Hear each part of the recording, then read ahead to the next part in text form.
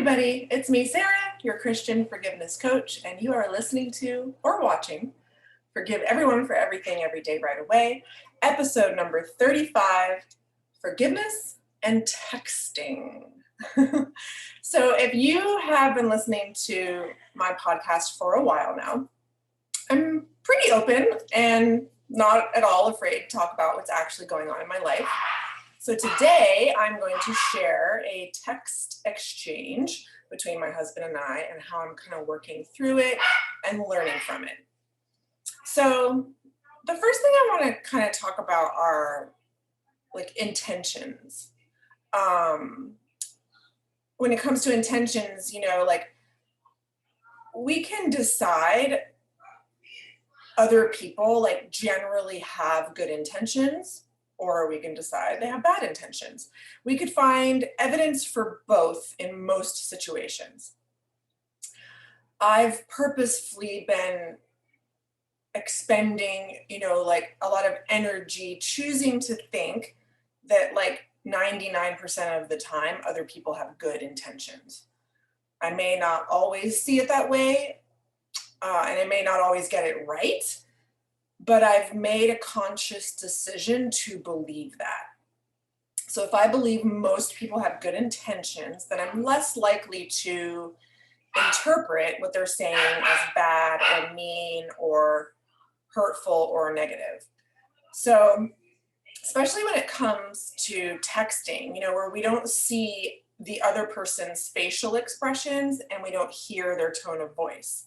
So when we make assumptions about things that we are really just telling ourselves, like we're making up a story in our mind.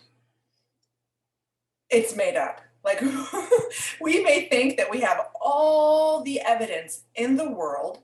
We may think that we know that person so well, we can read their mind, but at the end of the day, we're still telling ourselves a fictional story in our head about what someone meant when they said or typed something. So here's something that I've learned or thought about. I'm not good at this yet, but I'm working on it. If I'm going to make a story up in my head anyway, well, then I might as well make it a good one, right? So think about that for a second. It's natural, I think, for a lot of us to our brains kind of go to worst case scenario. So if you're anything like me, you may find that your brain wants to do that. So let's say you read a text and immediately your brain like thinks the worst. Like, oh, are they mad? What did they mean by that? Did I do something wrong? And then our brains go down like this rabbit hole of what ifs. And they feel so true, don't they? We can conjure like this whole story in our head about one little text. And then it makes us feel horrible, and it affects our lives, it affects how we interact, how we feel, all of it. All by like this imaginary story that we are believing, usually unconsciously. So what I've noticed is when we do this, it's a pretty good indication of what's going on in our brain. It's never about the other person.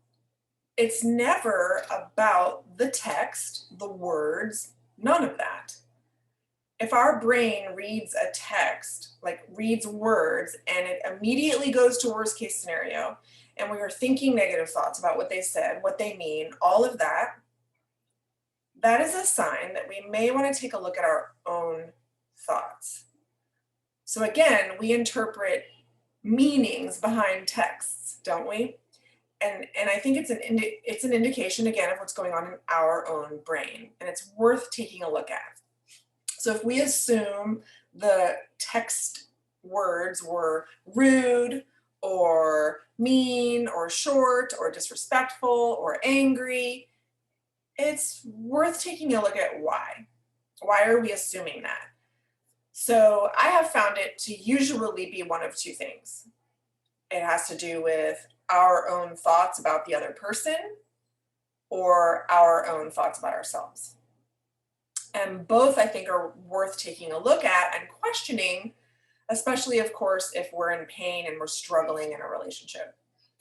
So back to the text exchange that I had a few days ago with my husband.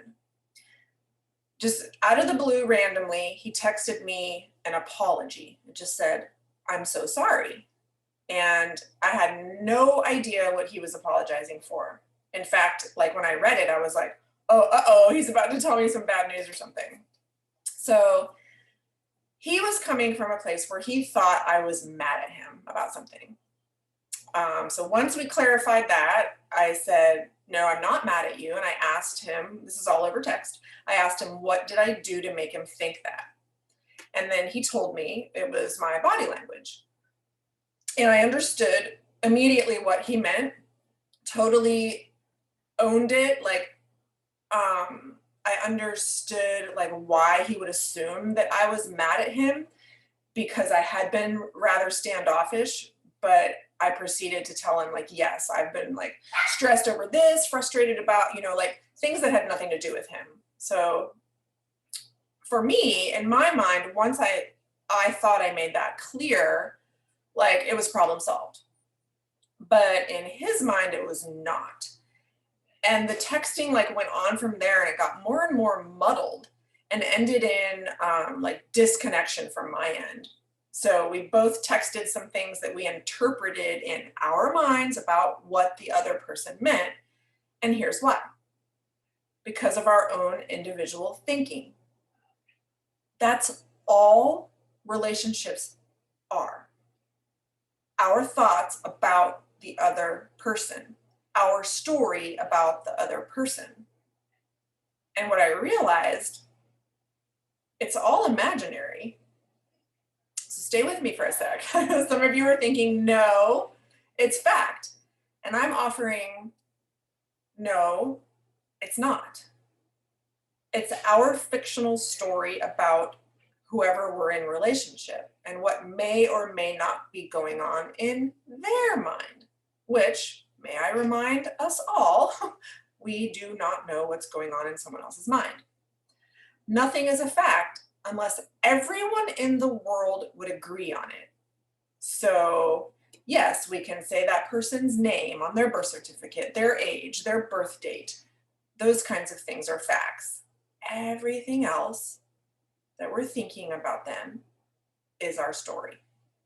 So I realized something after getting some coaching on this texting exchange, that my husband and I both have an imaginary version of the other person that we created in our mind. And sometimes that changes. His version of me, at least in this particular text exchange, was that I was mean and disrespectful after something I had texted. My version of me was not. My intention behind what I had texted did not come from feeling angry or mean or disrespectful.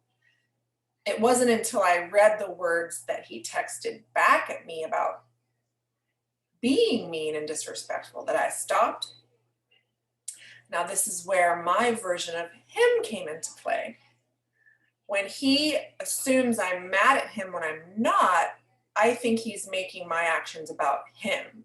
So like the body language thing, I was frustrated about other things, like air conditioning went out, dealing with something in my office, all things that had nothing to do with him. But when I'm frustrated, I do tend to like kind of be internal. I'm not very conversational. I'm not very touchy-feely.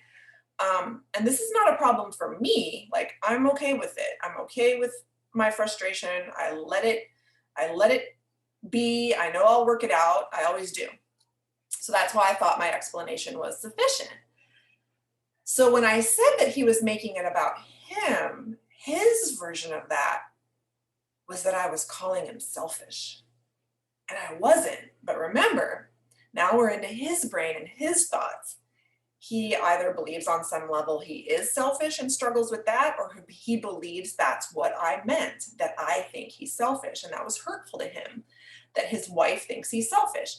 So again, we don't really know what is going on in someone else's brain, but, and for all I know, it's even a childhood trigger, who knows?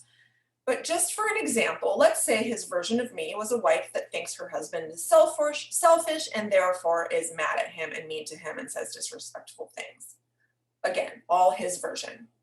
So yeah, like, she's not very nice, right? But notice, I didn't think he was being selfish. I just was trying to point out that he was assuming my body language was about me being mad at him when it wasn't. That's all I meant by it. So then I really got to thinking, like, what is my version of my husband in my head? And how has it changed over the years? How aware am I that it's my version and not fact? Do I like this version?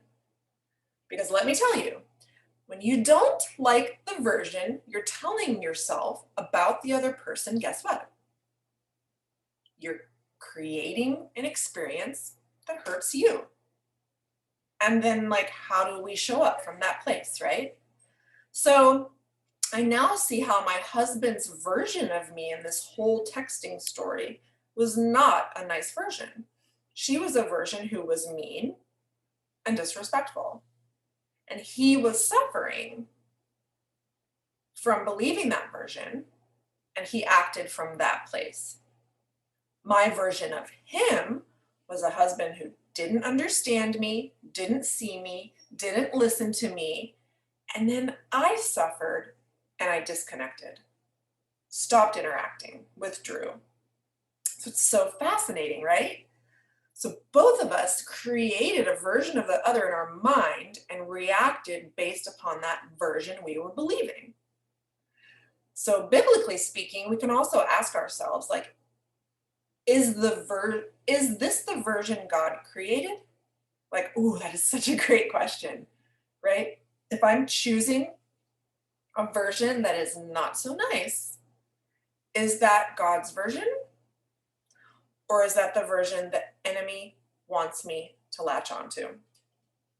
So it took me a bit of time and a bit of coaching to realize too that it is a choice.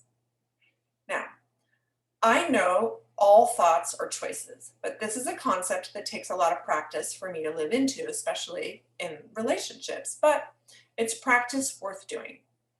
So the next time you read a text, just notice your initial reaction.